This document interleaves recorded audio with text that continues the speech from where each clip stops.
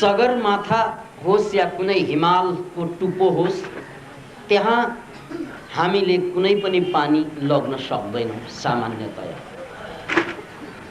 पुनः एकपल्ट, हिमालको कुनै पनि चुचुरोमा कसैले पनि पानी लग्न सक्दैन। यो असम्भव कुरा। किन असम्भव त भन्नाले तपाईले बोक्नु भएको पानी हिमालतिर पुग्दा नपुग्दै हिउँ बनिसकेको हुन्छ। अतः हिमालमा पानी लान सकिँदैन, हिमालमा पानी पुग्न सकिँदैन सामान्य अवस्थामा। अब विशेष थर्मसमा बोकेर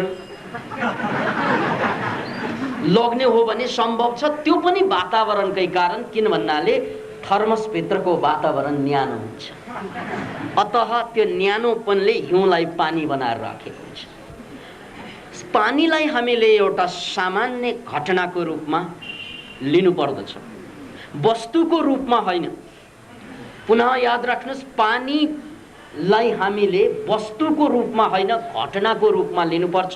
किन भन्नाले यदि त्यो वस्तु नै हो भने हिमालमाथि पनि चढ्नु पर्थ्यो, त्यहाँ ऊ हिउँ बन्छ, ऊ बादल पनि बन्छ। यदि ताप बढी भइदियो भने त्यही पानी फेरि बाष्पीभूत बन्छ। अतः पानीको सत्ता हुँदैन, पानीको अस्तित्व हुँदैन। त्यसको अस्तित्व वातावरणले निर्माण गर्छ। वातावरण यदि साँच्चै तापले भरिएको छ भने पानी बिल्कुलै हिउँ बन्न, पानी बिल्कुलै वातावरणमा ताप छ भने बाष्पीभूत बन्छ। वातावरणमा ताप घटाउँदै जाने हो भने त्यही पानी हिउँ बन्छ।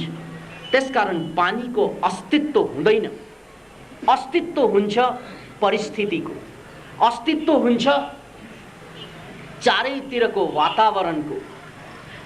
यस उसले यो पनि बुझ्नुस्, जसलाई हामी पानी भन्छौँ त्यसमा हाइड्रोजन र अक्सिजन छ। यदि वातावरणमा त्यस्तै चाप र ताप बढ्दै गयो भने पानी आगो बन्छ। Can you imagine it? किन भन्नाले हामीलाई थाहा छ कि अक्सिजन र हाइड्रोजन छुट्टिएर गएपछि त्यो हाइड्रोजन बल्न सक्छ। त्यही हाइड्रोजन ग्यास हिलियममा परिणत भएर सूर्य अहिलेसम्म चम्किरहेको छ। त्यसकारण जसलाई तपाईँ पानी भन्नुहुन्छ, यो त वातावरण हो, यो वस्तुको नाम होइन, वातावरणको नाम। यो कतै सूर्यमा आगो भएर दन्किरहेको छ र कतै हिमालमा हिउँ भएर चम्किरहेको छ। जो हिमालमा हिउँ भएर चम्किरहेको छ त्यही सूर्यमा आगो भएर दन्किरहेको छ। कतै ऊ आगो बन्छ, कतै ऊ पानी बन्छ, कतै ऊ बादल बन्छ। जे बन्छ उसको वातावरणको कारणले बन्छ। त्यसकारण जिन्दगीलाई बदल्नु छ भने वस्तुलाई बदलेर पुग्दैन। जिन्दगीलाई बदल्नु छ भने वातावरणलाई बदल्नु पर्छ। तपाईँ जुन वातावरणमा उभिरहनु भएको छ त्यही वातावरणको परिणाम अहिलेको हाम्रो जिन्दगी हो। चाहे हामी कायर बाँचिरहेका छौँ या सुरवीर बाँचिरहेका छौँ, या हामी साह्रै गरिब दरिद्र बाँचिरहेका छौँ, या हामी साह्रै अमीर बाँचिरहेका छौँ, या मूर्ख जाहिल बाँचिरहेका छौँ, या हामी बुद्धिमान बाँचिरहेका छौँ, यी जम्मै कुराको निर्धारक तपाईलाई लाग्ला मेरा आमा बाबा होलान् जसले मलाई यस्तै जन्म दिए, यस्तै देशमा जन्म दिए। किन दिए होला, किन जन्मे होला यो देशमा, किन पाए होला यही आमा यही बाउ, यस्तो हजार हजार प्रश्नहरू उब्जिरहेका होला। किन म जीवनमा रोगी छु, किन म जीवनमा असफल छु, किन म जीवनमा पीडित छु, किन अन्य मान्छे मात्रै अगाडि बढ्छन् र म पछाडि पछाडि हिँड्छु, किन अरूले खोजेका कुरा धराधर पाउँछन् र मैले खोजेका कुरा एक सुक्को पनि पाउँदैन, किन सबै कुरा मलाई उल्टो उल्टो पर्छ। यो प्रश्न बारम्बार उठिरहेको होला हाम्रो मस्तिष्कमा र यो जम्मैको एउटा तार्किक र एउटा न्यायसङ्गत जवाफ हुन सक्छ यो किनको जवाब तपाईको सेरोफेरो हो। तपाई जुन सेरोफेरोमा बाँचिरहनु भएको छ, यही सेरोफेरोले तपाईलाई मूर्ख बनाइदिएको हुन सक्छ। यही सेरोफेरोले तपाईलाई बेइमान बनाइदिएको हुन सक्छ, भ्रष्ट बनाइदिएको हुन सक्छ। यही सेरोफेरोले तपाईलाई चाप्लुस गर्न बाध्य बनाइदिएको हुन सक्छ। अतः जे भयो त्यसको दोष विगतमा खोज्नु भन्दा जे भयो त्यसको दोष वर्तमानमा हेर्नु बुद्धिमानी हुन्छ। किनभने विगत त धेरै लामो हुन्छ। आमा बाबाको जुन दिनमा हामीलाई गर्भधारण गर्ने प्रक्रिया चले थियो, त्यो बेलादेखिको दोष थप्दै आएको हुन सक्छ, जसलाई हामी हेरिडिटरी डिजिज भन्छौँ अथवा वंशानुगत रोग भन्छौँ। वंशबाट त आइहाल्यो, तर वंशबाट आउने रोग 50% मात्रै सत्य हो। याद राख्नुहोस् यसलाई, 50% मात्रै। तपाईका आमा बाबामा जुनसुकै रोग भए पनि तपाईमा आउनै पर्छ भन्ने 50% मात्रै सत्य हो। यसलाई बुझ्नुहोस्। तपाईसम्म त्यो रोग देखा पर्नको लागि अर्को 50% तपाईको इन्भाइरोमेन्टले क्रिएट गर्छ। याद राख्नुहोस् यसलाई। डायबिटिज भएका आमा बाबाबाट जन्मिने छोराछोरीहरू डायबिटिक हुनुपर्छ भन्ने छैन, तर सम्भावना हुन्छ 50%, किनभने उनीहरूले बिउ बोकेर आएको हुन्छ। अब आमा बाबाले जे खाए त्यही खाने, आमा बाबाले जे गरे त्यही गर्ने, आमा बाबाले जे सोचे त्यही सोच्ने हो भने आमा बाबा जुन वातावरणमा बाँचे त्यही वातावरणमा बाँच्ने हो भने तपाईलाई डायबिटिज 100% लाग्छ, ग्यारेन्टेड। याद राख्नुहोस्, 50% तपाईले जन्मजात विरासतमा पाउनुभयो, चाहे खुबी होस् या बेवखुबी होस्, यो दुवै विरासतमा पाइन्छ। तर 50%, अर्को 50% तपाईले आफ्नो वातावरणबाट पाउने। पुनः एकपल्ट तपाईले आज जे पाउनुभयो 50% पुरानो इतिहाससँग जोडेको छ, 50% तपाईको वर्तमानको वातावरणसँग जोडिएको छ। यो 50% बाउआमालाई परिवर्तन गर्न त सक्दैनौ, भइसक्यो। बाउआमालाई त चेन्ज गर्न सक्दैनौ, भइसक्यो। तर तपाईले आफ्नो वातावरणलाई चेन्ज गर्न सक्नुहुन्छ, त्यो तपाईको हातको कुरा हो। याद राख्नुहोस्, बाउआमालाई बदल्न सक्दैन कसैले, तर वातावरणलाई सबैले बदल्न सक्छ। पुनः एकपल्ट बाउआमालाई बदल्न सक्ने ताकत दुनियाँमा कसैको छैन, तर ताकत बिल्कुलै छ तपाईको। हरेकको ताकत छ आफ्नो वातावरणलाई बदल्ने। नपुंसक त त्यो हो जसले वातावरण बदल्न खोज्दैन। याद राख्नुहोस्, नपुंसक त्यो हो जसले आफ्नो वातावरण बदल्दैनन्। बाउआमालाई गाली दिएर, पुर्खालाई गाली दिएर, विगतलाई धिक्कारेर अँध्यारो कुनामा प्रायश्चित गर्दै मर्छन्। अतः हामी आज जे छौं, जुन अवस्थामा छौं, त्यो 50% मात्रै हो हिजोको कारण। आजको जुन वातावरण हो त्यो 50% अर्को कारण हो। अतः तपाईले विगतलाई परिवर्तन गर्न सकिँदैन। विगत, पास्ट इज पास्ट। याद राख्नुहोस्, पास्ट इज पास्ट। त्यसकारण त्यसमा केही पनि गर्न सक्नुहुन्न। ल ठिकै छ नि त, 5 वर्ष पछाडि फर्केर फेरि बाँचौँ भन्न मिल्छ? अरे यार, त्यसरी मिल्ने हो भने कतिले कहाँबाट बाँच्दो होला फेरि। त्यति मिल्ने हो भने कोही मान्छे बुढै हुँदैनन्। त्यसकारण 5 वर्ष फर्केर, 10 वर्ष फर्केर ल ठिकै छ नि त फेरि सुरु गरौँ भन्न मिल्दैन। याद राख्नुहोस्, त्यसो गर्ने हो भने सबैले सुरु गर्छन् र जिन्दगीभर सुरु मात्रै गरेर बस्छन्, टुङ्गै लगाउँदैनन्। मिलेन फेरि सुरु गर। अतः तपाईँ विगतमा फर्कन सक्नुहुन्न, यो यथार्थ हो, यो प्रकृतिको नियम हो। तर तपाईले वर्तमानलाई फेर्न सक्नुहुन्छ, यो पनि यथार्थ हो। याद राख्नुहोस्, दुईवटा यथार्थ। तपाईँ जहाँ जाहिल, कायर, क्षीणहीन, विवश, लाचार हुनुहुन्छ, त्यो तपाईको विगत हो। विगतमा तपाईँ लाचार हुनुहुन्छ, तपाईँ जाहिल हुनुहुन्छ, तपाईँ पागल हुनु सक्नुहुन्छ विगतमा। त्यो विगतलाई तपाईँले केही पनि गर्न सक्नुहुन्न। Past is past. त्यसकारण त्यो विगतलाई फोकस गरेर बस्ने हो भने हरेक मान्छेलाई डिप्रेसनले गाँजिहाल्छ। किन भन्नाले भइसक्यो, अब त्यसमा फर्कन मिल्दैन। कसरी फर्कने? फेरि आमाको गर्भमा धस्किनु त भएन। अतः त्यो चान्स चाहिँ कसैलाई पनि छैन, याद राख्नुहोस्। आमाको गर्भमा फर्कने कुनै पनि चान्स छैन, याद राख्नुहोस्।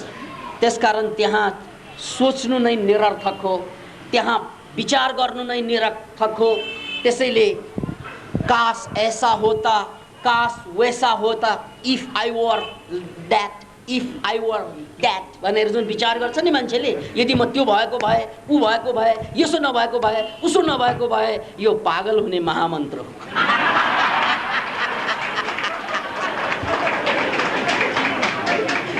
काश म राम्रै देशमा जन्मेको भए, काश मैले राम्रै शासकहरू राजनेताहरू पाएको भए, काश हाम्रा राजा बुद्धिमान भइदिएको भए। अरे यो काशले तपाईलाई लास बनाइदिन्छ। जसले काशमा बाँच्छ ऊ लास बन्छ, त्यसकारण उसको सास चल्दा चल्दै मुर्दा हुन्छ। त्यसलाई इङ्ग्लिसमा जम्बी भनिन्छ, जिउँदो लास। चलिरहेको छ, हिँडिरहेको छ, त्यसले भ्रम पनि दिइरहेको छ कि म मान्छे हो।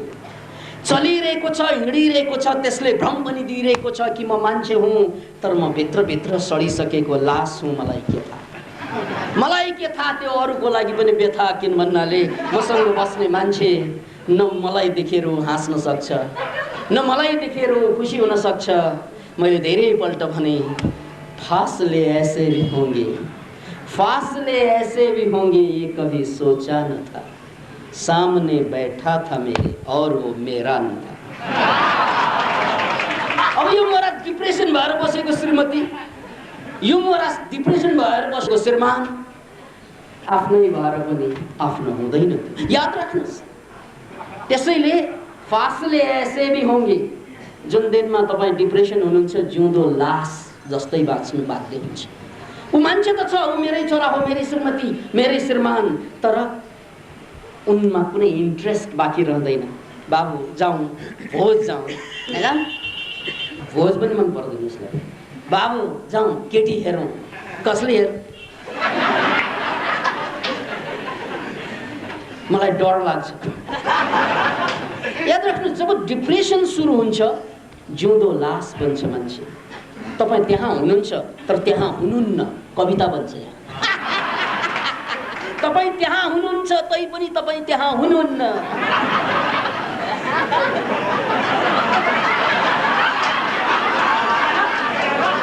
फासले ऐसे भी होंगे, फासले ऐसे भी होंगे, ये कभी सोचा न था। सामने बैठा था मेरे और वो मेरा न था। यस्तो हालत मान्छेले बाँच्नु बाध्य हुन्छ। अतः हामीले बुझ्नुपर्ने कुरा, जान्नुपर्ने कुरा, यो काशमा बाँच्नु होइन, विगतमा बाँच्नु होइन, हामीले बाँच्ने भनेको वर्तमानमा। विगतलाई हेर्नै पर्दैन। पागल हुने, बर्बाद हुने, खत्तम हुने मान्छेले विगतलाई केलाएर बस्छ, चाहे राम्रो हुन् या खराब हुन्। खराब केलाएर बसे पनि खत्तम, राम्रो केलाएर पनि के फाइदा? मेरो बाउ र बाजेले घिउ र भात खाएको मेरो हात सुन त यार, खाएका होलान् तेरा बाउ बाजेले, तेरो हात सुन्ने? धोएका होलान् चाक तेरा बाउले बाजेले, तेरो हात बनाउने? यो त असम्भव। अतः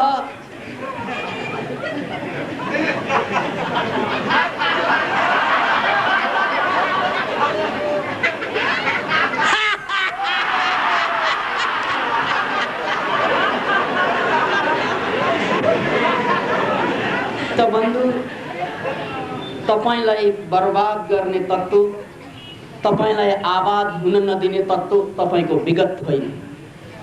तपाईको विगत बिल्कुलै होइन, त्यसलाई दोष दिएर बस्नै पर्दैन। यो भएको भए, ऊ भएको भए छोड्दिनुस्। तपाईलाई बर्बाद गर्ने तत्त्व, तपाईलाई सिद्ध्याउने तत्त्व एउटै हो।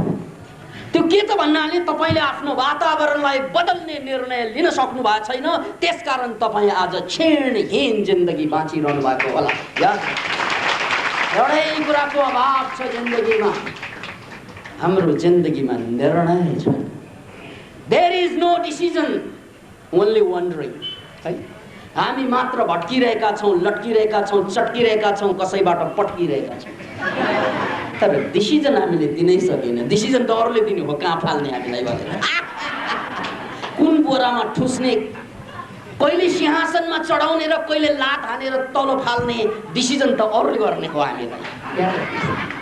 हामी अरूको डिसिजनमा बाँचिरहेका, यो कुरालाई बुझ्नुहोस्। हामी अरूको डिसिजन, र यो अरूको डिसिजनमा बाँच्नु आत्महत्या हो मानसिक रूपमा।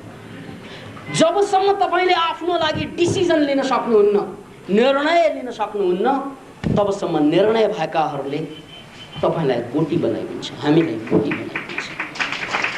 डिसिजन भएकाहरूको डिसिजनमा हामी फस्दै जान्छौँ। अत एउटा कुरा बिल्कुलै याद राख्नुहोस्, हामीले अरूको डिसिजनमा बाँच्ने होइन, आफ्नो डिसिजन लिने। त्यो डिसिजन के त भन्नाले पहिलो कुरा बुझ्ने कि म आज जे छु, आज म जे हुँ, त्यो मेरा बाउको कारणले होइन, मैले विगतमा गरेको गल्तीको कारणले पनि होइन, त्यो सबैको कारण हो। अहिले 50% कारण मैले डिसिजन लिन नसक्नु, म जुन ठाउँमा छु म त्यहाँबाट उठ्न नसक्नु, जुन ठाउँमा छु त्यहाँबाट बढ्न नसक्नुको कारण के भन्नाले मैले डिसिजन लिन सकिनँ, मैले वातावरणलाई बदल्न सकिनँ। तपाईँ हिउँमा आएर हिमालको उचाइमा पानीको अस्तित्व जोगाउन खोज्दै हुनुहुन्छ भने यो तपाईँ हाम्रो मूर्खता हुन सक्छ। तपाईँ पानी नै भनौँ, तपाईँ स्वभावले पानी नै हो।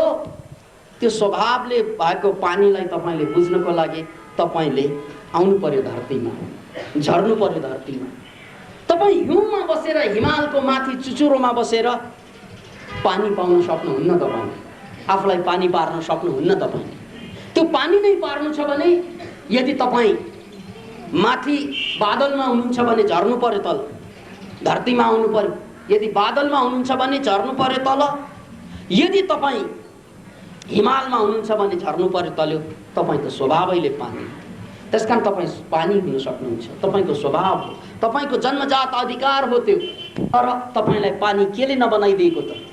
तपाईँ पिउन योग्य पानी किन नभएको त भन्नाले तपाईँले वातावरणलाई बदल्ने निर्णय नै गर्नुभएको। अतः भागो नहीं दुनिया को बदलो रे। भाग्ने होइन, दुनियाँलाई बदल्ने। र दुनियाँलाई बदल्ने भनेको के? आफ्नै वातावरणलाई बदल्ने। किन भन्नाले दुनियाँ भनेको फेरि तपाईलाई भ्रम होला, दुनियाँ भनेको यिनीहरू होइन, यिनीहरूको लागि तपाईँ पनि त दुनियाँ हो, होइन र? मेरो लागि तपाईँ दुनियाँ, तपाईँको लागि म दुनियाँ, यताको लागि यता दुनियाँ, यताको लागि उता दुनियाँ। त्यसकारण हामी दुवै दुनियाँ। त्यसकारण दुनियाँले के बुझ्नुपर्छ भन्नाले दुनियाँलाई बदल्नु छ भने आफूलाई बदले पुग्छ। आफूलाई, किनभने आफू पनि दुनियाँ हो, त्यसैले आफूलाई बदल्नु भनेको के त? हामीले भनि आएका छौँ कि संसारलाई बदल्नु छ, सुरु आफैबाट गर्नु छ, आफैबाट। त्यो आफूबाट गर्नु भनेको के हो त भन्नाले चेन्ज योर इन्भाइरोमेन्ट। तपाईँ जुन इन्भाइरोमेन्टमा बस्नु भएको छ, तपाईँ जुन वातावरणमा बस्नु भएको छ, त्यो वातावरणको परिणाम।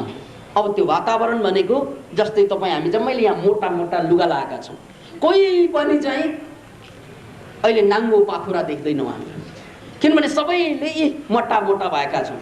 कम्तीमा 1-1 किलो वेट सबैको थपिएको छ। अहिले यही अवस्थामा अब संसारको धेरै गर्मी ठाउँ पनि छन्। यही अवस्थामा त्यो गर्मी ठाउँमा गएर हेर्ने हो भने यही अवस्थामा अहिले नै मान्छेहरू एकदमै जहाँ लुगा खोलेर बसेका पनि कति संसारमा ठाउँ छन्। यही अवस्था किन? वातावरण। यो पनि याद राख्नुहोस्, अहिले आधा संसारमा अँध्यारो छ, त्यहाँ त मान्छेहरू सुतिरहेका छन्, हामी यहाँ अहिले उठिरहेका छौँ। किन? वातावरणको कारण। अतः तपाईले आफूलाई सहजै बदल्नको लागि कहाँ समातेर बदल्ने भन्ने जुन कुरा छ नि, त्यो वातावरणैबाट बदल्ने, त्यो वातावरण बदल्ने निर्णय लिने। अब कहाँबाट बदल्ने त तपाईले आफूलाई? त्यसकारण वातावरणको एउटा साह्रै रोचक नमुना के हुन सक्छ त भन्नाले तपाईँ जुन ठाउँमा बसिरहनु भएको छ त्यो ठाउँलाई छोडेर तपाईँले वीरगन्जमा जाँदा या अन्य ठाउँमा जाँदा अलिकति वातावरण चेन्ज हुन्छ, त्यहाँ भेटिने मान्छे चेन्ज हुन्छ, त्यहाँ खाने खाना चेन्ज हुन्छन्। यो सबै कुरा चेन्ज ल्याउनु, लाइफमा जति सकिन्छ चेन्ज ल्याउनु, त्यो नै वातावरणको चेन्ज हो। जस्तै तपाईँले खाइरहनु भएको भोजन आजसम्म जे खायो अब खाँदैन, किनभने त्यो मेरो वातावरणको इकाइ हो। अबबाट म नयाँ खाना खान्छु। आजसम्म जसरी जति घन्टा सुत्यो त्यति सुत्दिनँ। अब मैले फेरिपल्ट भने यदि 4 बजे बिहान उठ्ने हो भने तपाईँको जिन्दगी बन्ने आधा काम त त्यहीँबाट सुरु हुन्छ। किन भन्नाले 4 देखि 7 बजेसम्मको बिचमा हाम्रो ब्रेनमा सबभन्दा बढी रिल्याक्स हुने चाहिँ अवस्था हो। हाम्रो मस्तिष्क सबभन्दा बढी रिल्याक्स हुने अवस्था। किन भन्नाले त्यहाँ एन्टी स्ट्रेस हर्मोन रिलिज हुन्छ, निस्कन्छ 4 बजेदेखि 7 बजेको सेरोफेरोमा। र त्यो बेला हामीले जे जति चाहिँ आफूलाई बनाउन सक्छौँ, आफूलाई उठाउन सक्छौँ, अन्य बेला सक्दैनौँ। त्यसकारण एउटा कुरा याद राख्नुहोस्, तपाईँ 4 बजे उठेर 7 बजेसम्म तपाईँले आफ्नो लागि केही गर्नुभयो भने त्यो पनि वातावरणको चेन्ज हो। भोजनको चेन्ज, वातावरणको चेन्जमा अन्य कुरा पनि छन्। जसरी तपाईँले जो साथीहरू जो समूहमा बाँचिरहनु भएको छ त्यो समूहलाई बदल्नुहोस्, त्यो वातावरणको परिवर्तन हो। यसरी तपाईँले आजसम्म जे गरिरहनु भएको छ त्यो सबैमा चेन्ज ल्याउनुहोस्। निर्णय गर्नुहोस्, म दिनको एउटा त चेन्ज गर्छु नै। दिनको एउटा मैले मनोक्रान्तिको यो दर्शनको कुरा गर्दाखेरि एउटा अवधारणा अगाडि सारेको छु। हामीले मनोक्रान्तिका सबै कुरालाई एकैचोटि जीवनमा ल्याउन सक्दैनौँ, त्यो पक्का पक्की हो। तर हरेक दिन हरेक मान्छेले मनोक्रान्तिको एउटा कुरा चाहिँ यदि पकड्ने हो, मनोक्रान्तिको एउटा कुरालाई चाहिँ स्वीकार गर्ने हो र त्यो कुरालाई हामीले जीवनमा ल्याउने हो भने हरेक दिनमा एउटा एउटा बढ्दै बढ्दै जाने हो। त्यसैले एउटा नारा अस्ति पनि हामीले दिएका छौँ, एकले एक अर्को एकलाई सिकाउँ, राष्ट्रलाई जगाउँ। किन भन्नाले मैले तपाईँलाई सिकाइदिएँ, तपाईँले अर्कोले अर्कोले अर्कोले अर्कोले अर्कोलाई यसरी आगो जङ्गलको आगो जस्तो यसलाई सरर सिकाउँदै लाग्ने हो भने हामीले सबैलाई सिकाउन सक्छौँ। र यो भनेकै के त भन्नाले वातावरणको निर्माण हो। किन भन्नाले मैले जे गरेँ अहिलेसम्म अब म गर्दिनँ, किन भन्नाले मैले जे गरेको छु मेरो कर्मले वातावरण बनाइदियो। याद राख्नुहोस्, म जुन ठाउँमा जान्छु, जुन घरमा बस्छु, जुन मान्छेसँग बस्छु, जुन खाना खान्छु, जस्तो लुगा लाउँछु, जुन कलर युज गर्छु, जुन ठाउँमा घुम्छु, यो जम्मै कुरा मेरो लागि के भयो त भन्नाले एउटा एकदमै ठुलो चक्रव्यूह भयो। त्यो चक्रव्यूहबाट म बाहिरै आउन सक्दिनँ। म एउटा रूटमा फसेँ, यो रूटबाट म बाहिर आउन सकिनँ। यो रूट मेरो वातावरण हो। Can you change that route? किन भन्नाले तपाईँले रुट बन्न चेन्ज गर्न साथ तपाईँ नयाँ मान्छे हुनुहुन्छ। तपाईँ रुट चेन्ज गर्न साथ नौलो कुरा देख्नुहुनेछ, नौलो कुरा पाउनुहुनेछ, नौलो कुरा सिक्नुहुनेछ। त्यसैले जिन्दगीलाई बदल्नु धेरै गाह्रो कुरा होइन। धेरै गाह्रो कुरा त के त भन्नाले यो वातावरणलाई बदल्नु। जुन वातावरणमा हामी बाँचेका छौँ यो वातावरणको परिणाम हामी हौँ भन्ने कुरा नै रियलाइज भएन हामीलाई। अतः म यो पहिलो चरणको प्रवचनको अन्तिम कुरा सुरुबाटै जोड्न चाहन्छु कि हामी जे हौँ, हामी जे छौँ, जुन अवस्थामा छौँ त्यो जम्मै कुराको परिणाम वातावरण हो भन्ने कुरा मैले पानीलाई देखाएँ तपाईँलाई कि संसारमा कुनै पनि कुराको अस्तित्व वातावरणसँग गाँसिएको हुन्छ। वातावरण परिवर्तन भयो भने यो पानी आगो बन्न सक्छ। वातावरण परिवर्तन भएरै यो आगो अहिले यहाँ पानी बनिरहेको छ। त्यसकारण आगो यदि पानी बन्न सक्छ, पानी यदि आगो बन्न सक्छ भने तपाईँ के मात्रै बन्न सक्दो होला? एकचोटि विचार गर्नुहोस्। तपाईँ पनि जे पनि गर्नु सक्छ। यो पानी आगो बन्नको लागि हाइड्रोजन र अक्सिजन छुट्टिनु पर्यो। यो पानी करेन्ट बन्नको लागि टर्बाइन चलाइदिनु पर्यो। यो जम्मै वातावरणको परिवर्तन। अतः जे पनि हुन सक्छ। Everything is possible. तर हाम्रो जीवनमा यो पोसिबिलिटीतिर हामी अगाडि किन गएनौँ त भन्नाले हामी चक्रव्यूहमा फस्यौँ। र यसको सबभन्दा ठुलो नमुना एक्जाम्पल, ग्लेरिङ एक्जाम्पल तपाईँको जीवनबाट लिन सक्नुहुन्छ तपाईँले। किन भन्नाले तपाईँले आजसम्म गर्नुभएको राम्रो कुरा र गल्ती कुराको लेखाजोखा राख्ने कम्प्युटर यो ब्रेन हो। त्यसमा चाहिँ तपाईँले साँच्चै कहाँ गल्ती गर्नुभयो, कसले गर्नुभयो, म तुरन्तै तपाईँलाई पत्ता लगाउने एउटा मापदण्ड दिन चाहन्छु। त्यो के त भन्नाले यदि तपाईँले देखिरहनु भएको सपनामा तपाईँले जहिले पनि पुरानै ठाउँ देखिरहनुहुन्छ, घर फेरिसक्यो तर तैपनि पुरानै घरमा आफूलाई चाहिँ पाउनुहुन्छ, मान्छे फेरिसक्यो तै पनि पुरानै मान्छे भेटिरहनुहुन्छ, जहिले पनि खालि पुरानो मात्रै आइरहनु। जबकि तपाईँ नयाँ जिन्दगीमा आइसक्नुभयो, नयाँ साथी कहाँ आइसक्नुभयो, नयाँ समयअनुसार तपाईँ अगाडि बढिसक्नुभयो, तर सपनाले तपाईँलाई अझै बारम्बार पुरानै ठाउँमा पुर्याउने, पुरानै मान्छेलाई भेट्टाउने, पुरानै कुरा मात्रै देखाइरहेको छ भने यसको अर्थ हो कि तपाईँको जिन्दगी चक्रव्यूहमा फस्यो। तपाईँ हिजो जहाँ हुनुहुन्थ्यो आज पनि तपाईँ त्यही हुनुहुन्छ गाठे। सपनाले यही सङ्केत दिइरहेछ। किन भन्नाले जीवन धेरै अगाडि बढेको जस्तो लाग्छ, समयको कारणले उमेरै बुढा भइसक्यो। उमेर पो बुढा भयो, उमेर 55 की दिल बचपन की। उमेर 55 भएर के गर्ने, दिल चाहिँ फेरि बचपनकै होला। किन भन्नाले भित्र आउनुपर्ने क्रान्ति आएन, भित्र आउनुपर्ने परिवर्तन आएन। छालामा परिवर्तन आयो, बालमा परिवर्तन आयो, खालमा परिवर्तन आयो, अनि विक्रम सम्वतको सालमा परिवर्तन आयो। सोध्नुपर्छ भने भ्रष्टाचार हामी गर्दैनौँ, आफूबाट सुरु गर्नु पर्यो। दोस्रो कुरो के भन्नु पर्यो, भ्रष्टाचारको परिभाषा निर्धारित गर्नु। यो कुरो भनेको भ्रष्टाचार, यसले नराम्रो गर्छ।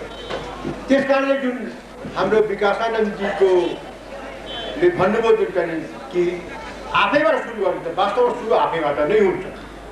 सुरु भएर आफैबाट भने त सुरु नै हुँदैन होइन। तपाईँको साथमा चोरी गर्दिनँ भन्ने सङ्कल्प पनि छ र चोरीको तपाईँको आफ्नो परिभाषा। त्यसले नैतिकताको हरेक चिजको तपाईँको आफ्नो परिभाषा हुन्छ। कुनै चिजलाई कसैले नैतिक मान्छ, कसैले जस्तो म कुनै चिजलाई अनैतिक मान्छु, परिस्थितिको उपज हो। कुनै बेलामा झुट बोल्नु पनि बडो नैतिक कुरो हो, कुनै बेलामा साँचो बोल्नु पनि बडो अनैतिक कुरो हो होइन।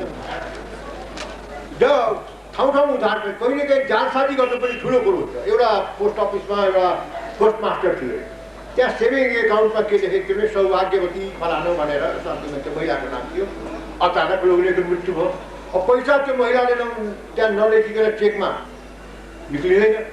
लेखेको के छ भने सौ, उसले मरिगयो भन्छ कि तिमी सौ लेखन भन्दा उसले के भन्छ ल मेरो पतिको भर्खर मृत्यु भयो, कसरी हो सौभाग्यवतीले के लेख्नु मिलेन।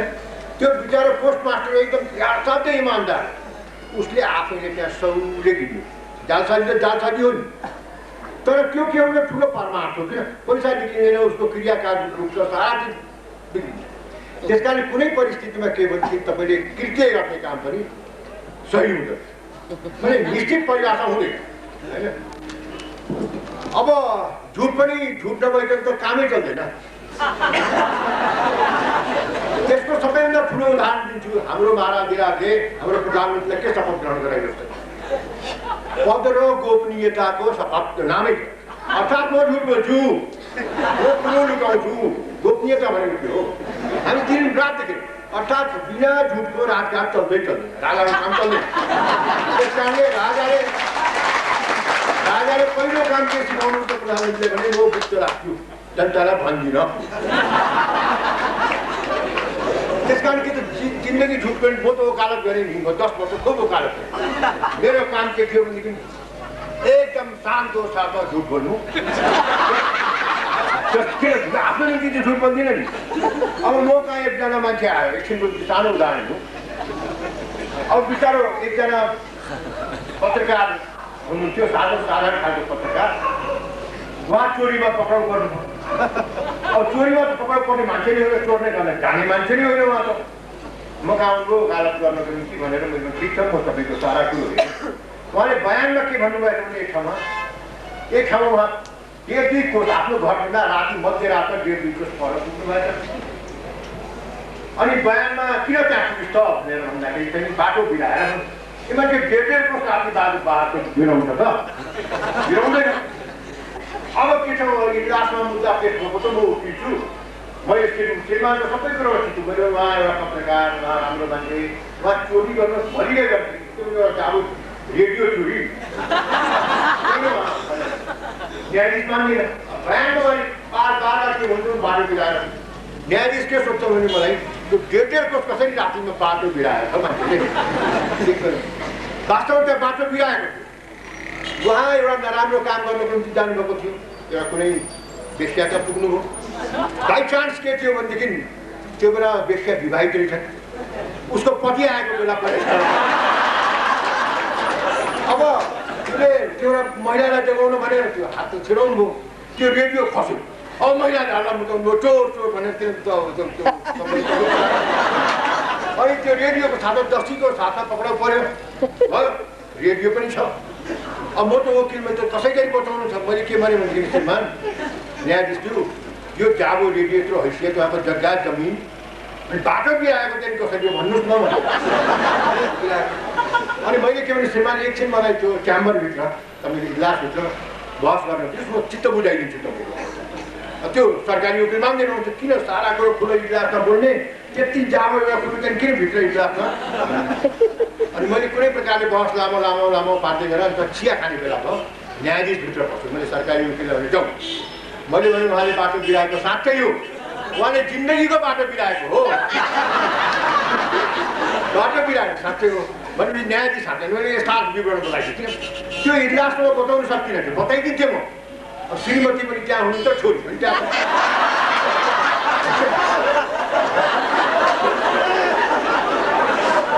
बस सुन्न भनेर मेरो श्रीमानले त मुद्दा जितिहाल्नुहुन्छ भनेर सुन्नलाई श्रीमती र छोरी दिदी गर्दा अब सबै कुरो भन्न सक्छ जो कुरो भन्न सक्दैन पछि न्यायाधीशले 5 मिनट पनि लागेर कुरो बुझ्नु हा गरेर पनि हाँस्नु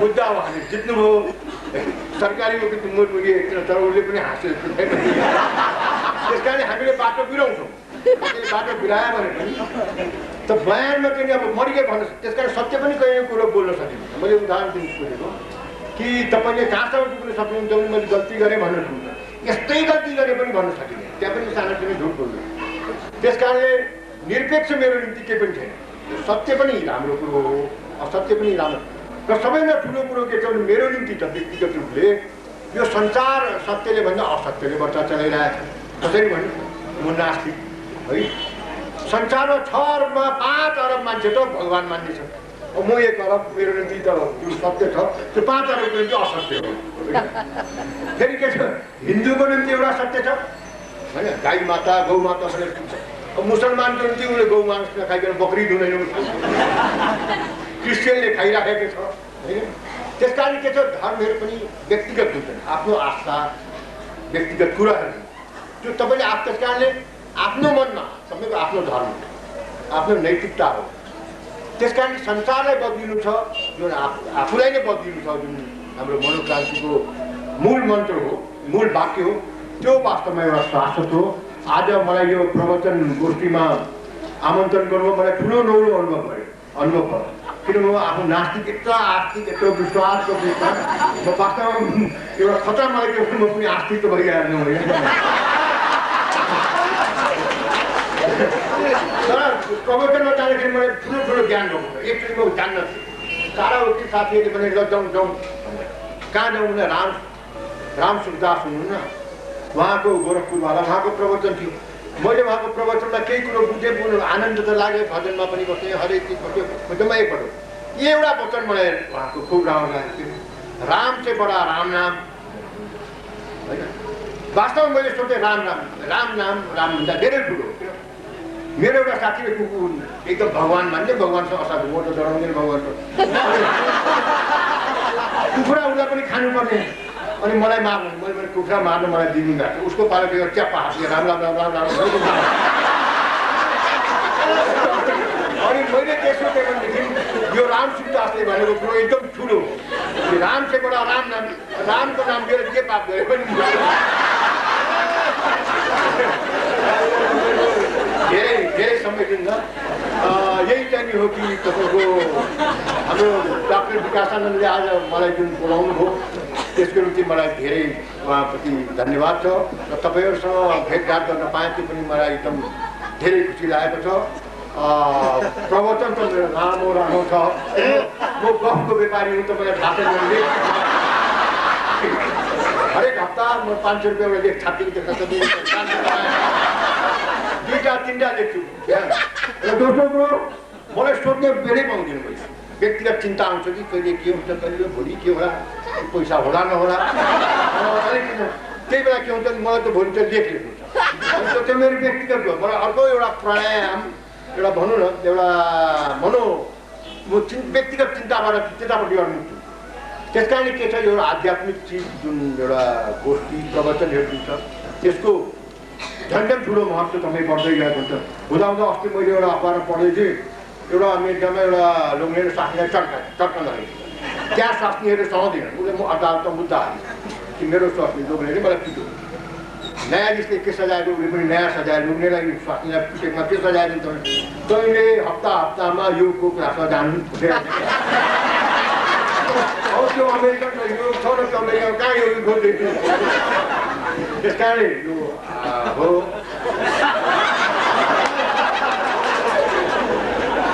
म अन्तमा यही भनौँ कि संसारलाई बदल्नु छ, सुरु आफैबाट गर्नु छ, यो शाश्वत सत्य म पनि मान्दछु। यति भन्दै म आफ्नो कुरो यही समाप्त गर्छु। धन्यवाद। यही लाउनुपर्छ गाठी, यस्तैको किन यो निर्णय थियो र त लाएर ओहो माला, यही माला लाउनुपर्छ, नला पनि त हुन्थ्यो नि। यही माला लाउने यो निर्णय थियो।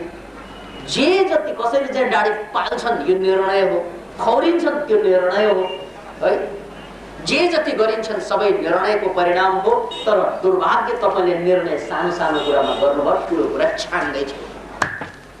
तपाईँ हाम्रो जीवनको दुर्भाग्य सानो सानोमा त निर्णय लिन्छौँ। निर्णय नलिकन बाटोमा जानुहोस् त, टक्क लगाएर बस्नु, कहाँ जाने निर्णय नै छैन। सानो सानो कुरामा निर्णय गर्न आउँछ। यदि तपाईँ चाहिँ बाटोमा पुगिसकेपछि निर्णय भएन भने तपाईँको हालत के हुन्छ त्यो थाहा छ तपाईँलाई। गाडीले ठक्कर दिन्छ, पुलिसले समाएर लान्छ, अहिले त के हुन्छ थाहा नै छैन। त्यहाँ त निर्णय दिनुपर्छ तपाईँले। बाटो हिँडिन्छ, फेरि हिँड्दा हिँड्दा एउटा होइन दुईवटा बाटो निस्कन्छ, चारवटा निस्कन्छ, त्यहाँ पनि निर्णय दिनुपर्छ। यहाँ जाने कि त्यहाँ जाने निर्णय यसरी के गर्यो भने तपाईँ कहीँ पनि पुग्नुहुन्न। त्यहाँबाट फेरि एउटालाई निर्णय दिन्छ, यो जाउँ कि यो जाउँ, यही जाउँ, टक गइन्छ, फेरि अर्को दुईवटा बाटो जान्छ, फेरि त्यहाँ निर्णयको आवश्यकता पर्छ, फेरि निर्णय दिन्छ, फेरि अगाडि बढिन्छ। जिन्दगीमा त हामी बुद्धिमान छौँ, याद राख्नुहोस्। तर जिन्दगी भनेको सांसारिक जिन्दगीमा हामी बुद्धिमान छौँ, तर आफ्नो मामलामा हामी त्यति नै बेवकुफ छौँ। निर्णय नै लिँदैन। जीवनको बजारमा आएर ठिङ्ग उभिएका छौँ, एउटै निर्णय छ, ठुलो निर्णय एउटै गरेका छैनौँ। कम्तीमा सिद्धार्थले बुद्ध हुने निर्णय लिए, याद राख्नुहोस्। कसैले क्रान्ति गर्ने निर्णय लिन्छन्, कोही वैज्ञानिक बन्ने निर्णय लिन्छन्, कोही महापुरुष बन्ने निर्णय लिन्छन्, कोही अरबपति बन्ने निर्णय लिन्छन्। त्यो त निर्णय हो नि। त्यस्तो ठुलो निर्णय एउटै पनि भएन हाम्रो जीवनमा। त्यो निर्णय नभएपछि काम हुँदैन। तपाईँलाई क्रियाशील गर्ने ताकत पेट्रोल हो निर्णय। गाडीलाई चलाउनको लागि के चाहिन्छ? पेट्रोल। र त्यो पेट्रोल केबाट आउँछ त? देशी निर्णय। हाम्रो जीवनमा निर्णय नै छैन, सानो सानो कुराको निर्णय छ। अब हामीले चाहिँ टोयलेटमा जाँदाखेरि दायाँ हातले चाहिँ चाक धुने कि बायाँले, त्यो निर्णय गर्छौँ पक्कै। तर जीवन कसरी बाँच्ने त्यो निर्णय नै छैन। Can you imagine? त्यस कारण सानो सानो कुरामा खुब निर्णय गर्छौँ, ठुल्ठुलो कुरामा एउटै निर्णय छ। अतः बन्धु, निर्णय गर्नुहोस्। तपाईँले सपना बदल्ने निर्णय गरे पनि हुन्छ, या वातावरण बदल्ने निर्णय गरे पनि हुन्छ। तपाईँ अल्मलिनु पर्दैन। आकाशे च पदम नथि समनो नथि बाहिरे, यो बुद्धको वचनलाई बुझ्नुहोस्। आकाशमा बाटो हुँदैन, पद हुँदैन। किनभने आकाश जहाँबाट गए पनि हुन्छ। जानुहोस्। तपाईँ किन ढिलो गर्नुभयो? यो सोध्नुभन्दा जानु जाति थियो। त्यो सोधिरहनुभन्दा गइदिएको भए हुन्थ्यो नि। त्यसकारण don't look before you lip रे। के जानु अगाडि सोच्दै नसोच्नु, तर गइसकेपछि सोच्नुहोस्। किनभने निर्णय लिएन भने ऊ कहिले पनि जाँदैन। एउटा उदाहरण सुन्नुहोस्। एउटा भालुको बच्चो जसलाई के डमरू भन्छ के भन्छ, जेमरू भए पनि हुन्छ।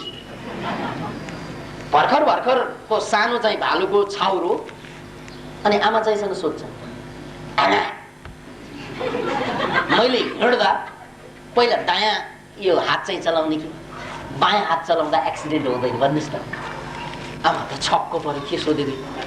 होइन आमा, पछिल्लो खुट्टा चलाउने कि अघिल्लो खुट्टा पहिला चलाउने, त्यो भन्नु मलाई।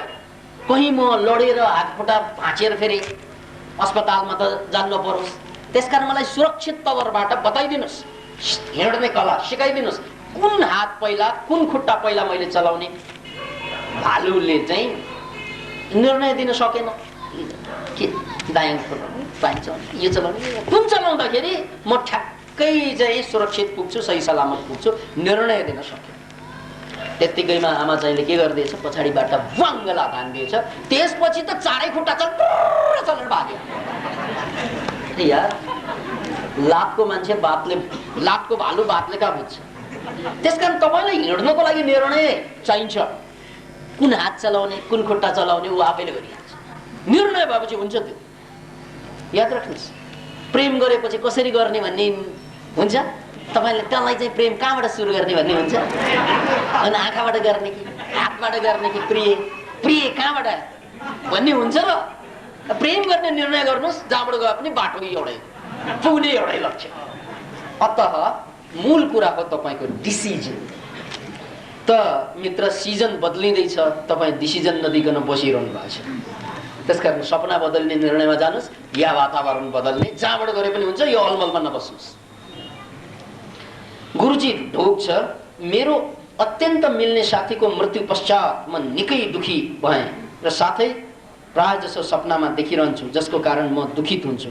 कृपया सपनामा नदेख्नको लागि के गर्ने त? त्योभन्दा राम्रो साथी बनाउनु। यार तपाईँले त्योभन्दा महत्त्वपूर्ण मान्छे भेट्नु भने क्या हो? दुनियाँमा 6 अरब मान्छे छ, तपाईँ एउटा साथीमा अड्कनु भयो, लट्कनु भयो। यो पागलपन कहाँबाट पाल्नु भएको तपाईँले?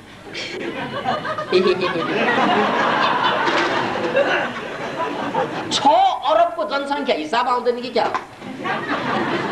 यी साथी धराहरा पार्टी प्लेसमा हजारौं भेटिन्छन्, उनीहरू साथी नै होइन। तर यार जसलाई टिपे पनि हुन्छ, टिप्नु, ट्राई गर्नु। तपाईँ ट्राई नै गर्नु न। यो मेरो लोग्ने हुन्छ कि यो स्वास्नी हुन्छ कि भनेर कुर्ने, ट्राई गरिहाल्नु। जो पनि भन्छ स्वास्नी, जो पनि भन्छ।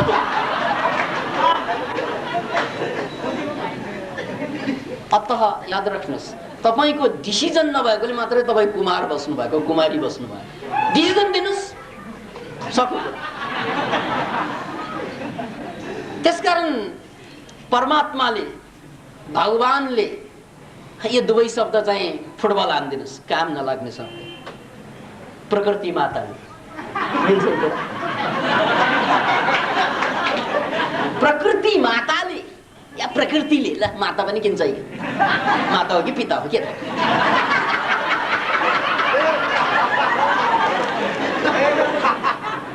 प्रकृतिले हामी जम्मैलाई मौका दिएको हो।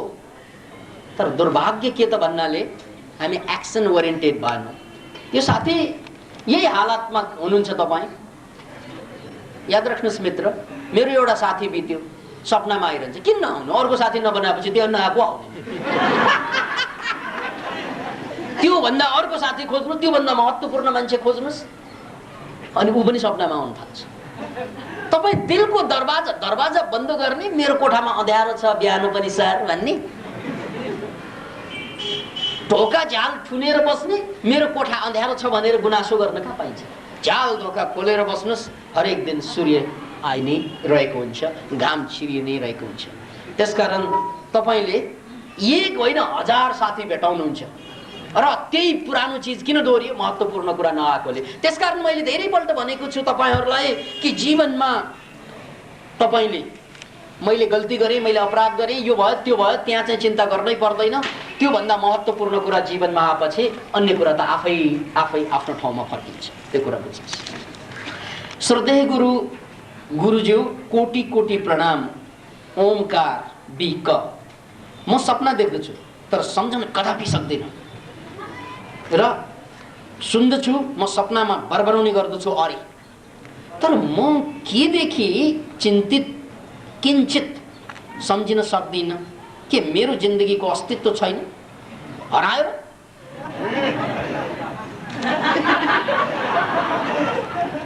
यो प्रश्न सोध्ने को त? अस्तित्व हराएकोले। यो प्रश्न कसले लेखिरहेछ? अस्तित्वै हराएको भए प्रश्न कहाँबाट आयो? प्रश्नै आएको छ भने अस्तित्व कहाँबाट हरायो? यार कति कन्ट्राडिक्टरीमा बाँच्छ मान्छे है। मान्छे यति बुद्धिमान प्राणी, उसले आफूलाई पुरै बेवकूफ बनाउन सक्छ। मान्छेको बुद्धि यति महान छ कि उसले आफूलाई पुरै बेवकूफ बनाउन सक्छ। कसले? उसकै बुद्धिले। कत्रो ठुलो बुद्धि होला, बुद्धिमानलाई बेवकूफ बनाइदिने हो। यस्ता कुराले पुरै बेवकूफ बनाइदिन्छ हामी। त्यसैले याद राख्नुहोस् मित्र, तपाईको अस्तित्व हराएको होइन, कन्फ्युजन पलायो। त्यो कन्फ्युजन किन पलायो त भन्नाले त्यस्तै कन्फ्युजन पलाएका साथीहरू होला नि तपाईको। या त तपाईले संगत गर्ने उठबस गर्ने जम्मै यस्तै मार्गका होला। सडक छाप भने जस्तै confusion छापहरू। Those who just don't know their existence, उनीहरूको अस्तित्वै थाहा छैन। मैले हिजो पनि भने नि एउटा गीतको बोल, न तू जमी के लिए न आसमां के लिए, तेरा वजूद है सिर्फ दास्तां के लिए। त छस् भन्ने त मात्र कहानी छ। के कहानीमा पात्र हुन्छ नि, रामबहादुर, हरिबहादुर, श्यामबहादुर, केही गर्दैन उसले, छ भन्ने मात्रै। न तू जमी के लिए, न तिमीलाई धरतीको लागि काम लाग्यो, न आकाशको लागि काम लाग्यो। तेरो जिन्दगी मात्र कहानीको लागि काम लाग्यो। त्योभन्दा बेसी के भएको छ? अतः याद राख्नुहोस् मित्र, तपाईले खोज्नुहोस्। तपाईँ यो यस्ता यस्ता चाहिँ प्रश्न किन आइरहेको छ भन्नाले तपाईले डेफिनेटली नै तपाईले कन्फ्युज्ड मान्छेहरूलाई साथी बनाएर बसेको छ। तपाईका आमा बाबा दाई भाइ जो सेरोफेरोमा बस्नु, तपाईको वातावरण कन्फ्युजनमा फसेकाहरूको वातावरण हुनुहुन्छ तपाईँ, नत्र भने यस्ता प्रश्न आउँदैन। अनि कुरा बुझ्नुहोस्, तपाईले सपना नदेख्नुको एउटा कारण छ। त्यो कारण तपाईको भोजनमा भिटामिन B6 पुगेन भने सपना बिर्सिन्छ, नदेखिने होइन। सपना सबैले देख्छन्, भिटामिन B6 भोजनमा पुगेन भने सपना फुसुक्कै बिर्सिन्छ। अब B6 कहाँबाट पाइन्छ भनेर खोज्नै पर्दैन। बी कम्प्लेक्सको चक्की दिनको एक एकवटा क्याप्सुल चाहिँ खा पुग्छ, सजिलै। खानापछि एक चक्का क्वाप्प निल्ने। अब फेरि त्यो पनि सोध्छ, कसरी निल्ने सर? यसरी पानी समाउने, खाने, निल्ने। पानी पिउनु थियो जो मलाई। अतः सपना सबैले देख्छन्, त्यसकारण तपाईले पनि देख्नुहुन्छ। र अब गएर सुत्दाखेरि एउटा इन्फर्मेसन दिनुहोस्, आज राति म सपना देख्छु म सपना देख्छु भनेर इन्फर्मेसन दिएर सुत्नुहोस्। भोलि बिहान तपाईँ सपना याद गर्न सफल हुनेछ। 1 हप्ता यो लगातार प्र्याक्टिस गर्नुहोस्, देखिन्छ। गजेन्द्र सुवाल भक्तपुर, श्रद्धेय गुरुज्यू, सादर ढोग। गुरुज्यूले भन्नुभयो जस्तै लगभग 2 हाता जति सपनामा, 2 हप्ता जति सपनामा देखेको कुरा बिहान उठेर नोटमा सार्दै रहे र अन्त्यमा त्यसको लेखाजोखा गर्दा अधिकांश सपना सेक्सुअलिटीले भरिएको देखे। तर 100% मा 35% जति साइन्टिफिक इन्भेन्सनका सपनाहरू देखेँ, साहसका अनि गुणयुक्त सपनाहरू देखेँ। अब गुरुजी के यो सपनाले मलाई राम्रो नराम्रो जीवन बिताइरहेको कुरा अंकित गर्छ? स्पष्ट पारिदिनु भए आभारी हुने थिए। गजेन्द्र सुवालजी, तपाईँ यसको मतलब विवाह गरिरहनु भएको छैन, एक्लै हुनुहुन्छ। त्यसकारण यो एक्लो मान्छेलाई सपनाले साथ दिन्छ।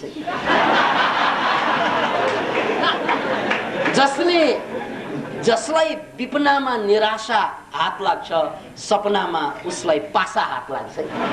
पासा भनेको साथी। यो स्वाभाविक कुरा। सिग्मन्ड फ्रोइडको व्याख्या चाहिँ सुन्ने हो भने सपना भनेको इच्छा पूर्ति हो। जुन कुरा जीवनमा पाइँदैन, त्यसबाट पीडित हुन्छ मानसिकता, त्यसलाई लगेर ल सपनामा देखाइदिन्छ। अनि सपनामा देखेपछि ए मैले त पाएँ नि, गाँथे पाएँ नि भन्ने भ्रम मात्रै होइन, त्यो पाएर जो वास्तविक रूपमा जुन चीज पाएर तपाईको बायोलोजी चेन्ज हुने हो, सपनामा पनि त्यही चेन्ज हुने हो। त्यसकारण चाहिँ सपनामा सेक्सुअल चाहिँ सपना देखेपछि नक्टर्नल इमिसन हुन्छ कतिलाई, त्यसो भनेको स्वप्न दोष हुन्छ। त्यो स्वप्न दोष होइन, त्यो स्वप्न गुण हो। कहाँ दोष हो? किन भन्नाले त्यो स्वप्नको गुण हो त्यो, जसको कारणले तपाईँ अझै पागल हुनुहुन्न। तपाईँको जीवन चाहिँ ठिक चलिरहेछ यार, स्वप्न संसारको कठोर, म त चाहिँ कहाँ कठोर छु र तेरो लागि भनेर सपनाले साथ दिइरहेको छ। र अर्को इन्भेन्सनको कुरा आइरहेछ, बधाई छ तपाईँलाई।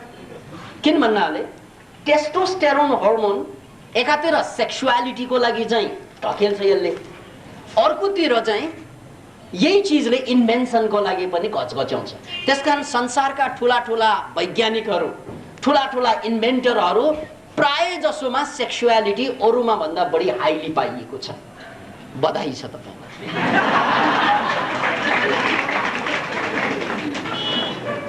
गुरुज्यू प्रणाम। गुरुज्यू, हजुरले हामी कसैको विरोधी होइनौं र समर्थक पनि होइनौं भन्नुभएको हुन्छ। नकारात्मक कुराहरूलाई सदुपयोग गर्छौँ र सकारात्मक कुराहरूलाई जोड्दै जान्छौँ पनि भन्नुहुन्छ। यदि कुनै पनि नकारात्मक कुरा छ भने त्यसलाई विरोध नगरिकन सदुपयोग गर्न त सकिन्छ, त्यो बुझे, तर सकारात्मक कुराहरूलाई जोड्दै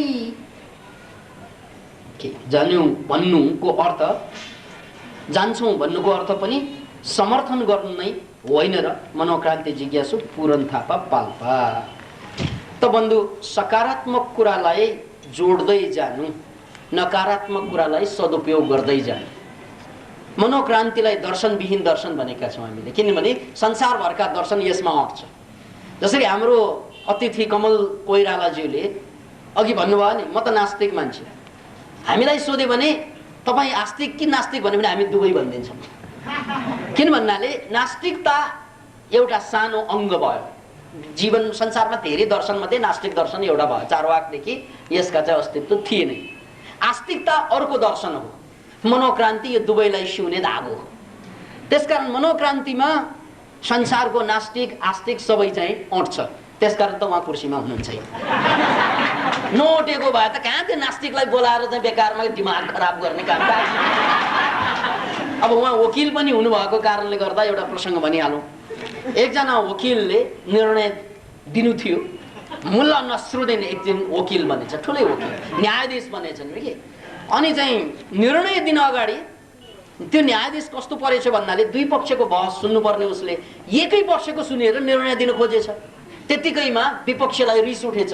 सर, यो त अन्याय भयो, जज साहब यो त अन्याय भयो। किन भन्नाले मेरो कुरा नसुनिकन निर्णय दिन। सुन्न म तेरो कुरा, किन भन्दा म कन्फ्युजन हुन्छु, कन्फ्युजनमा पर्छु म। अतः एउटाको कुरा सुनेपछि पुगिहाल्यो नि, म क्लियर भइहाल्यो नि। अब उसको पनि कुरा सुन्यो भने यो क्ल्यारिटीमा कन्फ्युजन पलाउँछ। त्यसकारण एउटा कुरा के बुझौँ भन्नाले मनोक्रान्ति दर्शनभित्र सबै अटाउने भएको कारणले गर्दा हामीले एउटै कुरा मात्रै बुझौँ। चाहे त्यो विज्ञानको कुरा गरौँ या अध्यात्मको कुरा गरौँ, अध्यात्मले अन्तमा मान्छेको जीवनलाई सुखी बनाउनु खोजेको, मानसिक रूपमा शान्त बनाउनु खोजेको। अनि के विज्ञानले नखोजेको हो त त्यो पनि होइन। त्यसकारण विज्ञान र अध्यात्म दुवैको खोज मान्छेको आनन्द, मान्छेको प्रेम, चैन, समाजको उत्थान, आखिर यो समाजलाई, मानव जातिलाई उठाउनेतिर लक्षित होइन र विज्ञान र अध्यात्म दुवै।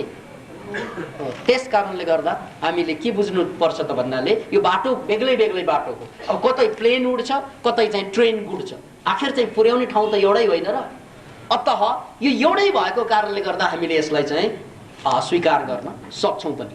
अनि अर्को कुरो, सबै राम्रो कुरा जोड्दै गएपछि आफ्नो मौलिकता के भन्ने कुरा आउँछ नि, त्यो जोड्नु नै मौलिकता हो। पहिलो कुरा त अरूले जोड्दैन, तपाईँले जोडिरहनु भएको छ, मौलिक भएन। कतिले भन्छन् म मनोक्रान्ति दर्शनले सबै राम्रो पनि जोड्ने, नराम्रोको सदुपयोग गर्ने, त्यसो भए तपाईँको आफ्नो कुरा के हो? जोड्ने हाम्रो कुरा हो। त्यसैले मौलिकता भनेको सबै ठाउँमा खोज्नु पर्दैन। मैले एक ठाउँमा लेखेको थिएँ, भनेको पनि थिएँ कि भाषा मौलिक हुँदैन, भाव मात्रै मौलिक हुन्छ। भाषा त पुरानै, बाउले अथवा बाजेले भनेकै भाषा हामीले प्रयोग गर्दैछौँ। नेपाली भाषा भन्दैमा पुरा मौलिकता कहाँ आउँछ? इङ्ग्लिस भाषाको मौलिक कहाँ आउँछ? त्यो जम्मै भाषा कहिले पनि मौलिक हुँदैन, भाव मात्रै मौलिक हुने हो। सही नै मौलिक होला। त्यसकारण भाषा मौलिक हुँदैन, भाव मौलिक हुन्छ। याद राख्नुहोस्। त्यस्तै चाहिँ भाव जस्तै हामीले आफूलाई प्रकट गर्दाखेरि यो मौलिकता भनेर हरेक ठाउँमा चाहिँ खोजिरहनु पर्दैन। किन भन्नाले त्यो खोजिरहनुबाट नै हाम्रो मौलिकता समाप्त हुन्छ। किन भन्नाले जसले पनि मौलिकता खोज्छ मैले पनि खोज्छु, मेरो मौलिकता खोइ नि। याद राख्नुहोस्, मैले जहाँ पनि मौलिकता खोजेँ भने के हुन्छ त भन्नाले अरूले पनि त्यही खोज्छ, मैले पनि त्यही खोज्छु भने मेरो मौलिकता समाप्त हुन्छ। अतः हामीले सबै कुरालाई चाहिँ जोड्दै लग्दैमा हामी सबैको समर्थक र विरोधी दुवै नहुनु, यसलाई चाहिँ पुष्टि चाहिँ दिनको लागि एउटा उदाहरणबाट चाहिँ म पेश गर्न चाहन्छु। जस्तै पानी, संसारभरको सबै पानी शुद्ध हुन्छ, कुनै पनि पानी फोहोर हुँदैन, फोहोर मिसिने हो। त्यसकारण तपाईँले त्यहाँ बाहिर बगिरहेको ढल पनि पिउन मिल्छ। याद राख्नुहोस्, बाहिर बगिरहेको ढल र यो पानीमा केही पनि फरक छैन। एउटा चिज फरक छ, त्यसमा चाहिँ फोहोर मिसिएछ, यसमा फोहोर छिकिएछ। यदि यसमा फोहोर मिसाउने हो भने यो पनि ढल बन्छ, यदि त्यसको फोहोर झिक्ने हो भने यो पनि त्यो पनि मिनरल वाटर बन्छ, शुद्ध पानी बन्छ। त्यसकारण दुईवटा पानी त छँदै छैन, याद राख्नुहोस्। दुईवटा पानी हुँदैन, पानी एउटा छ, फोहोर मिसिएको पानी र नमिसिएको पानी, त्यति मात्रै। पानीमा फोहोर मिसाउनुहोस्, ढल बन्यो, ढलमा फोहोर झिक्नुहोस्, पानी बन्यो। अतः संसारका राम्रा नराम्रा कुरा पनि त्यही हो। त्यो ढल मिसिएको छ भने निकाल्नुहोस्, मिसिएको छैन भने पिउनुहोस्, त्यति मात्रै। आदरणीय कमरेडज्यू नमस्कार।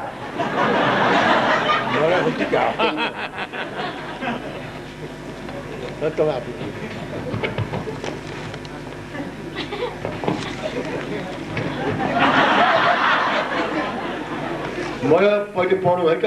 हजुरको विचार अनुसार झुट र पाप आवश्यकता परेमा जहाँ पनि प्रयोग गर्दा हुन्छ भन्नुभयो। यस्तो प्रयोग गरेर हो कि राष्ट्रका सारथी नेताहरूले उचित मार्ग र सबल राष्ट्र निर्माण र देश विमुख बनिरहेको भ्रष्टाचार बढेको आतंक निम्ताएको विचारमा परिवर्तन आवश्यक छ वा छैन?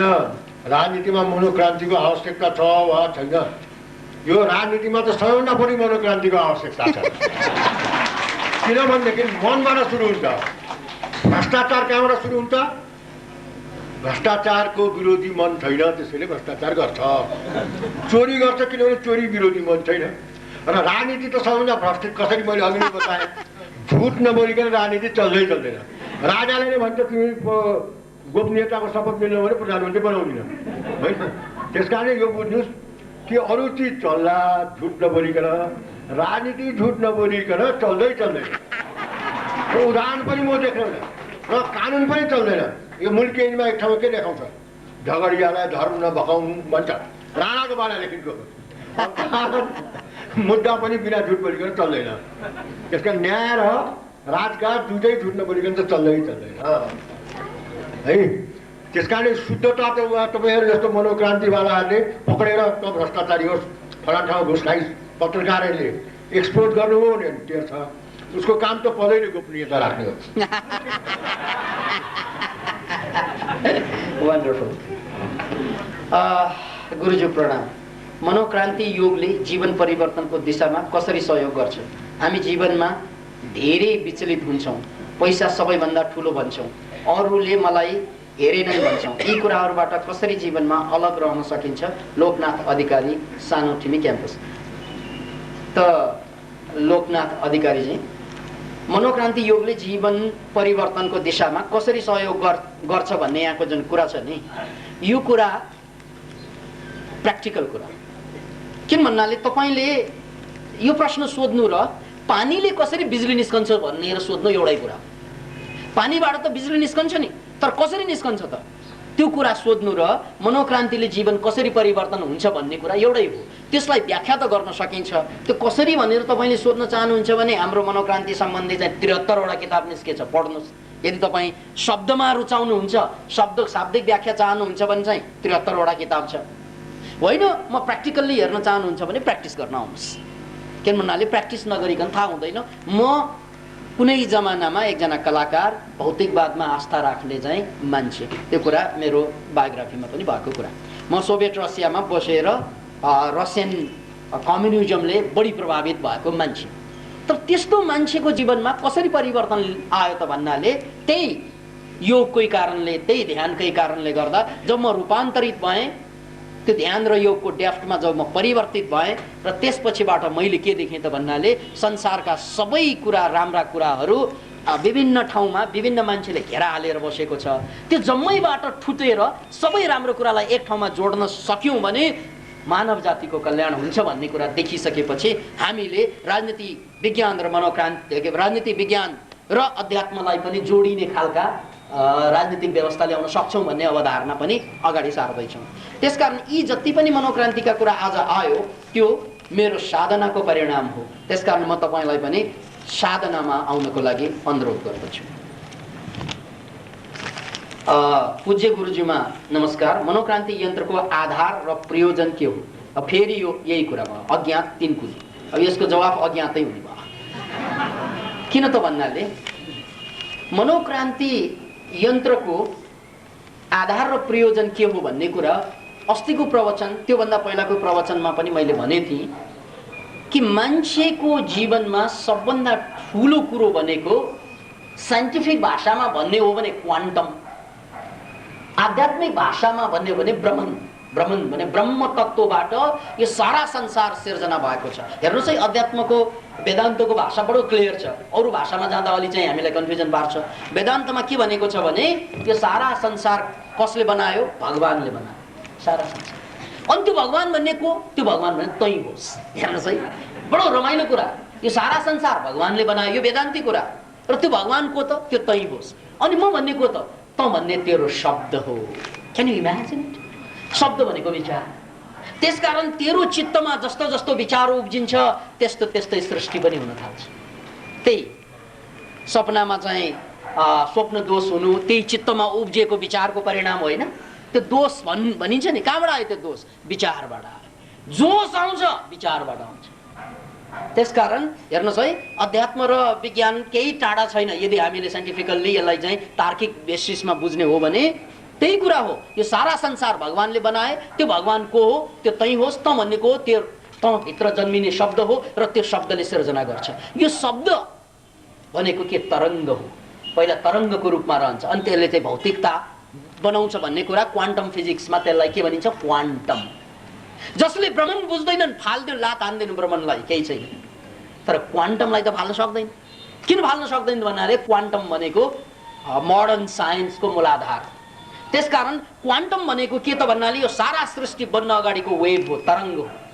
त्यो तरङ्ग खादिएर वस्तु बन्छ र त्यो वस्तु एक दिन बर्स्ट भएर फेरि तरङ्गमा रूपान्तरित हुन्छ, त्यसलाई प्रलय भनिन्छ।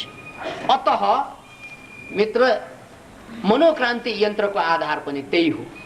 हामीले यसलाई चाहिँ शब्दमा क्रिएट गर्ने हो, भिजनमा क्रिएट गर्ने हो, माइन्डमा क्रिएट गर्ने हो, क्वान्टममा क्रिएट गर्ने हो। जब क्वान्टममा त्यो क्रिएट हुन्छ अनि त्यसपछि त्यसले रियालिटी क्रिएट गर्छ। म त्यसको लागि एउटा एक्जाम्पल, ग्लेरिङ अथवा एकदमै प्रष्ट एक्जाम्पल दिन चाहन्छु। एकैछिनको लागि तपाईँले आँखा बन्द गर्नुहोस्। तपाईँहरू सबैले एकैछिन 2 मिनट, सबैले 2 मिनट आँखा बन्द गर्नुहोस् र अब तपाईँ बजार गएको कल्पना गर्नुहोस्। तपाईँको नजिकको बजार, त्यहाँ चाहिँ मधेसियाले चाहिँ ठुला ठुला कागती बेच्दैछन्, त्यो पनि कल्पना गर्नुहोस्। एकदमै तरोताजा कागती, हाम्रो कागती कल्पना गर्नुहोस्। एकदम ठुल्ठुलो कागती। त्यो कागतीलाई हेर्नुहोस्, वल्टाउनुहोस्, पल्टाउनुहोस्, छाम्नुहोस् कल्पनामा है, छाम्दै जानुहोस्। अब यो कागतीलाई काट्नुहोस् कल्पनामा, अब लगेर मुखमा निचोर्नुहोस् त्यो कागतीलाई। अब निचोर्नुहोस्, चुस्नुहोस्, फ्रीमा पाएको छ, चुस्नुहोस्, अझ चुस्नुहोस्, अर्को कागती पनि चुसिहाल्नुहोस्, अर्को टुक्रा पनि फ्रीमै छ, चुस्नुहोस्। अब आँखा खोल्नुहोस्। अब कागतीको कल्पनाले यो रियाल चाहिँ चुहेका टप्केकाहरूलाई हात एकचोटि उठाएर देखाइदिनुहोस् त। वन्डरफुल। कल्पना नकली हो, रियाल नकली हो कि सकली हो? छाम्नुहोस् त, हेर्नुहोस् है। रियाल त रियालिटी हो नि, भौतिक हो नि। तर तपाईँले गर्नुभएको कल्पना भौतिक होइन, त्यो अभौतिक हो, वेभ हो, तरङ्ग हो, त्यो शब्द हो। त्यो शब्द ब्रह्मले तपाईँलाई रियालिटी कागतीको कल्पनाको कारणले गर्दा रियाललाई निर्माण गर्यो। त्यस्तै जब तपाईँले मनोक्रान्ति यन्त्रलाई यो तेस्रो नेत्रमा धारण गरेर जब जब यो यन्त्र मेरो कल्पनामा आउँछ, मेरो शक्ति भन्न साथ